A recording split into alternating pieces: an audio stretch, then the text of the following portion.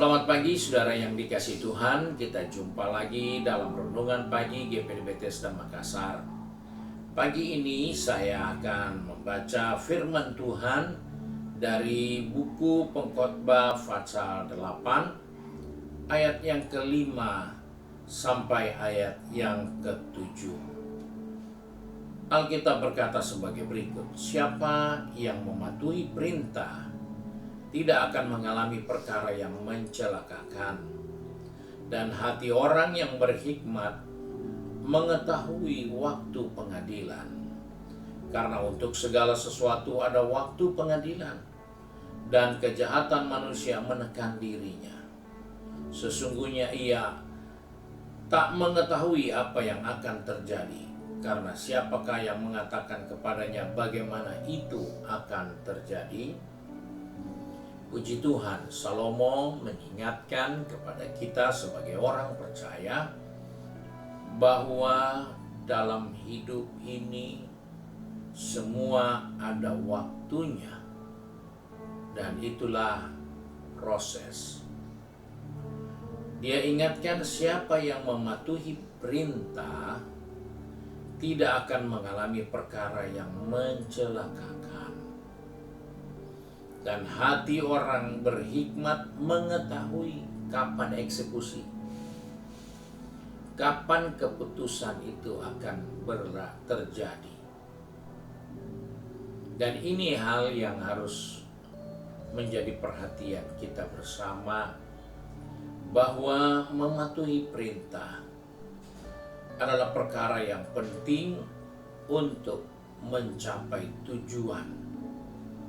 Karena orang-orang yang mengerti hal ini, orang-orang yang berhikmat dengan proses ini, dia tahu akan ada saatnya eksekusi itu terjadi, keputusan itu terlaksana. Dan hal ini menjadi pelajaran untuk kehidupan kita semua, bahwa proses adalah suatu perjalanan yang harus kita lewati untuk mendapatkan hasil. Firman Tuhan mengatakan hal ini, dan perlu kita awasi diri kita untuk selalu berada di dalam proses. Karena hanya hati orang yang bijaksana akan tahu bahwa di balik kesukaran, kesulitan, atau proses, dia akan tahu eksekusi akan jatuh, keputusan pengadilan akan hadir, akan lahir. Dan itulah yang terjadi dengan seorang yang bernama Daud. Daud dilantik raja, tidak langsung melengsarkan Saul yang adalah raja pada waktu itu. Ketika Daud dilantik raja oleh Nabi Samuel, Daud harus menunggu waktu. Daud harus menjalani proses, dan proses yang dijalani oleh Daud 14 tahun. Dan di dalam waktu yang cukup lama, 14 tahun, Daud harus bertahan. Daud harus menjaga dirinya agar dalam jangka waktu 14 tahun dia tidak melakukan pelanggaran atau melakukan kesalahan yang prinsip, sehingga tujuan untuk menjadi raja bisa tercapai. 14 tahun dia mengalami banyak hal. Dia harus melayani rajanya, yang Alkitab katakan roh Tuhan sudah undur dari rajanya, dan atas izin Tuhan roh iblislah yang masuk pada rajanya. Sehingga Daud harus dipanggil untuk bermain kecapi menghibur raja, sekaligus dengan hal itu roh iblis lari dari Saul. Daud bisa sabotase, tapi dia tidak lakukan itu. Bahkan Daud juga punya banyak kesempatan untuk segera mengambil alih kepemimpinan. Tetapi Tuhan perlu waktu 14 tahun untuk memproses Daud, untuk melihat siapa itu Daud sesungguhnya. Dan dalam 14 tahun itu ada beberapa kali Daud punya kesempatan untuk mengeksekusi rajanya. Nyawanya rajanya sudah ada di tangan Daud. Nyawa Saul sudah di bawah wewenang Daud. Karena tinggal sekali mengayunkan tombak, selesailah. Itu kesempatan yang bisa digunakan. Dan banyak orang ketika mendengar kesempatan seperti itu, seringkali pikiran kita menjadi kejahatan buat kita. Kesempatan tidak pernah terulang kembali. Itulah yang meracuni pikiran kita. Kesempatan tidak pernah diulang-ulang. Itulah yang menghancurkan kita dari tujuan yang Tuhan siapkan bagi kita. Karena kita lupa pengadilan, keputusan, eksekusi itu ada. Ketika Tuhan sudah memulai sesuatu, maka Tuhan juga yang akan eksekusi sampai selesai. Jangan kita melangkah di luar proses. Dan inilah yang terjadi. Daud punya banyak waktu, Daud punya banyak peluang untuk menyelesaikan orang yang seakan-akan merupakan penghambat untuk dia segera duduk jadi orang nomor 1 di negerinya.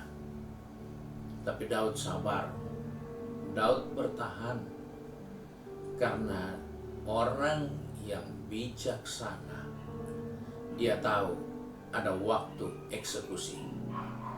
Dia tahu ada waktu yang akan diputuskan untuk dia mencapai tujuannya.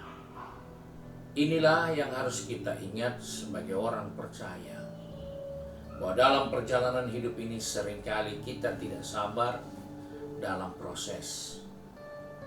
Dalam kehidupan ini seringkali kita tidak betah, karena Tuhan mengizinkan banyak hal yang kita lihat, sehingga kita mau merespon dengan cara yang salah. Justru itu akan menjauhkan kita dari tujuan yang Tuhan siapkan.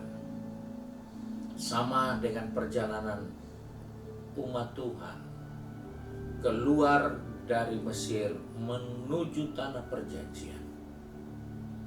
Dalam proses yang Tuhan berikan, beberapa kali mereka mencobai Tuhan. Beberapa kali mereka gagal di dalam proses, sehingga proses itu harus bertambah waktunya. Dan Tuhan sudah mencatat, walaupun 40 tahun itu waktu yang cukup lama, tetapi waktu 40 tahun itu membuat Tuhan harus mengambil keputusan. Penduduk yang usianya 20 tahun ke atas harus mati.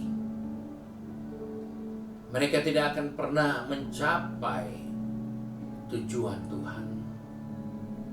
Karena mereka yang sudah 20 tahun ke atas, mereka mengalami kejahatan pada pikirannya. Dan itulah yang membuat mereka gagal dalam proses, sehingga mereka harus mati di padang gurun. Hanya generasi-generasi di bawah 20 tahun yang kalau dipakai nalar, mereka hanya berjuang setengah jalan. Karena mereka lahir di gurun dan mereka dibesarkan dalam perjalanan. Mereka di bawah 20 tahun, sedangkan perjalanan itu 40 tahun.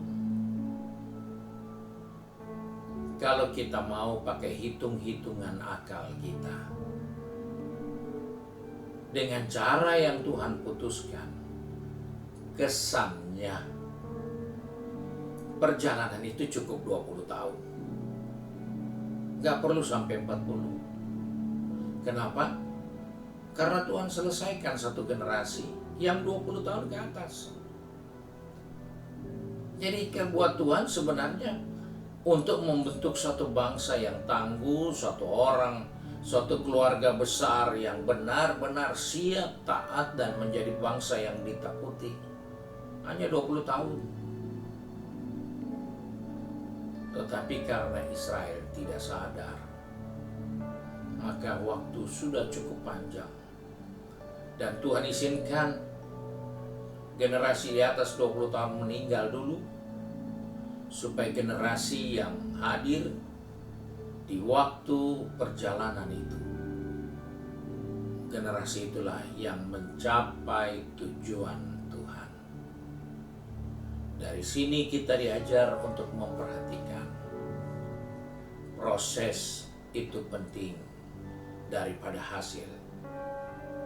Dan inilah yang harus kita jalani dalam kehidupan kita sebagai orang percaya. Jangan lupa, mendirikan rumah itu bukan segera selesai.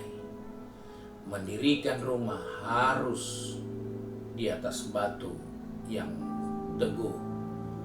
Karena kalau mendirikan rumah di atas pasir itu pasti cepat selesai. Langsung kelihatan, tetapi tidak ada kekuatan yang dimiliki oleh rumah itu.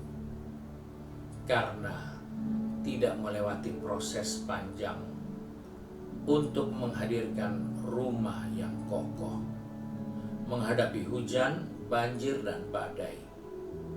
Maka dia perlu waktu lebih panjang dari rumah yang sekedar didirikan di atas pasir. Kiranya Tuhan menolong kita untuk melihat rumah seperti apa yang kita bangun dengan proses bagaimana yang kita kerjakan.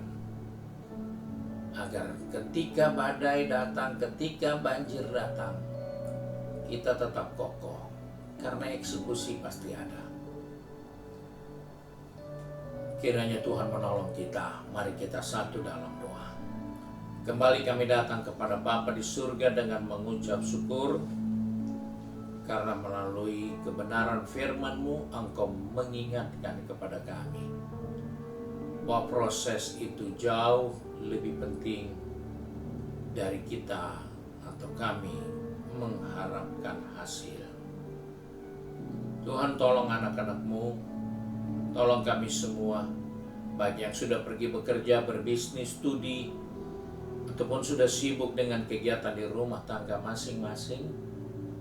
Ingatkan kami supaya kami tetap bertahan untuk terus taat kepada kehendak rencana Tuhan. Karena kami sadar hanya orang yang hatinya bijaksana yang mengetahui bahwa satu saat keputusan Tuhan itu akan menjadi kenyataan bagi kami. Sebab itu Bapa, kami bersyukur bahwa langit dan bumi boleh lenyap, tapi tidak akan pernah lenyap janji Tuhan, kebenaran Tuhan yang dijanjikan bagi kami orang-orang percaya. Pegang tangan kami, atur langkah kaki kami untuk terus setia mengiring akan Dikau dan melakukan kehendak-Mu. Kami bersyukur dan berdoa di dalam berkat nama Tuhan Yesus Kristus. Haleluya. Amin. Puji Tuhan. Tuhan Yesus memberkati kita dan selamat pagi.